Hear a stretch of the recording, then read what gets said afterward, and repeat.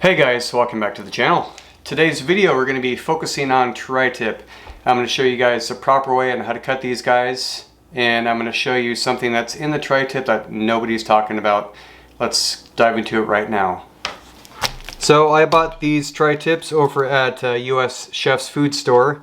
You guys can see right here what I paid for them. $4.99 a pound. It's about 12 pounds 86 ounce. And comes out to $64.17. So not too bad. This is actually a choice grade. A lot of times over at US Chef's Food Store it'll be select grade. You'll find that a lot of times, but every now and then you'll find some choice grade meat. So first off, got to go over safety. I recommend using a cutting glove of some kind. This one is a chainmail cutting glove. I've been using these guys for better part of like 10 years. You can also use cloth. I prefer these ones. I'll have to go to a deep dive video on cutting safety and why I choose this one. If you want one of these gloves, I actually am an Amazon affiliate, and I can recommend these gloves and put a link down below if you're interested. Also with some of the other equipment I use, like this is a boning knife and a Scabbard and a Cimeter knife, which I also use, so I could recommend. Alright guys, let's go ahead and start by taking off some of this fat on the top here.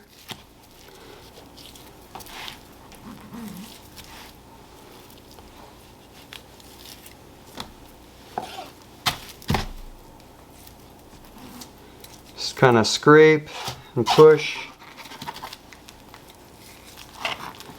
Be careful not to take too much meat off of here. Okay.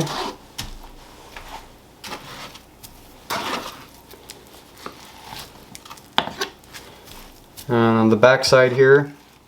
So they call it a tri-tip because obviously it has three corners. 1, 2, 3. And it comes from it actually butts up right against the sirloin tip. So this end piece right here kind of gets a little gristly, so we're going to square that end up here. Cut that off. Okay, makes it nice and pretty looking. And this back piece here, we're going to take some of the silver skin off.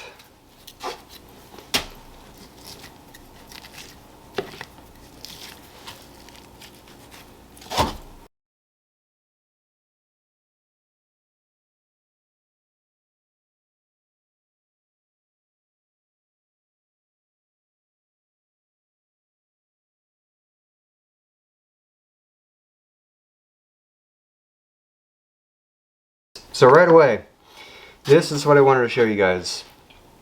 This is called a lymph node, and every tri-tip has at least 2 or 3 of these or more.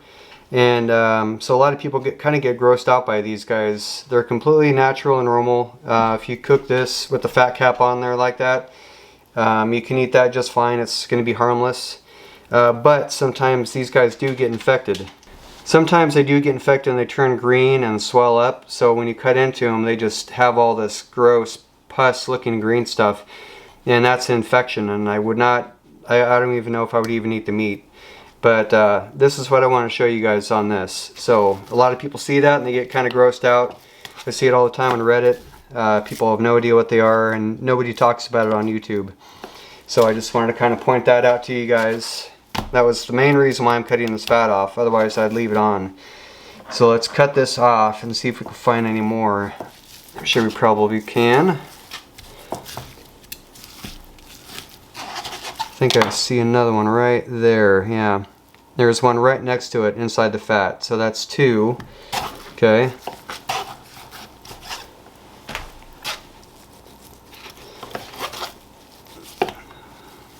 I've been cutting for a long time and I see it in every single tri-tip. Kind of rare that you don't. I thought that was another one.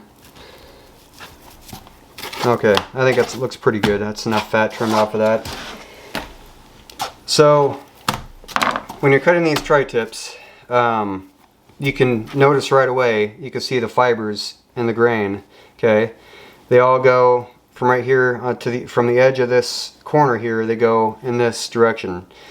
And once you get past that, the fibers kind of shift to this direction, okay? So what you want to do is you want to cut your tri-tip right about where the edge of that fiber starts to stop going in this direction. So right about here, okay? So you basically just want to cut this end just straight down, these little stakes,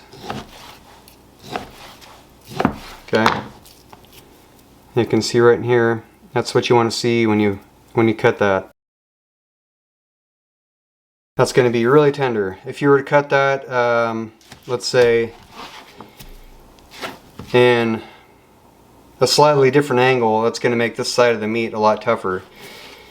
So when you're cutting these guys, you want to cut opposite where the grain's going. So you want to cut at this corner, square that end off, and just cut them into nice little steaks. I personally prefer doing the whole tri-tip hole just right on the smoker and then cutting them into steaks. But for demonstration purposes, I just wanted to show you guys how to do that, and you can see just how that grain looks. So that is how you cut tri-tip steaks. And one more to cut here. This one I'm just going to trim off some of the fat, and I'm going to leave this one whole. Maybe trim off some of this skin right here. It's more of like a membrane, it's not really a skin, but it's definitely not fat. I really don't care to have that on there. Okay, just take that off, and I would throw that on the smoker just as it is. It's really not too much fat. It might be a little bit heavier right here on this little ridge. Take some of that off. And it's perfect as it is. Take off some off of the space here. And that fat, when you smoke it, it's going to add a lot of flavor to this meat. So you want to leave as much fat as you're comfortable with on there. The more fat you take off, the drier it's going to get. Not going to get as much flavor. You don't necessarily have to eat the fat. You can cut the fat off after it's done cooking, but you want to leave it on so it can kind of penetrate inside the meat and make it nice and flavorful, because the fat is what adds the flavor. That's why you want to look for meat that's more marbled, because marbling has more fat, therefore it adds more flavor. It does not add tenderness.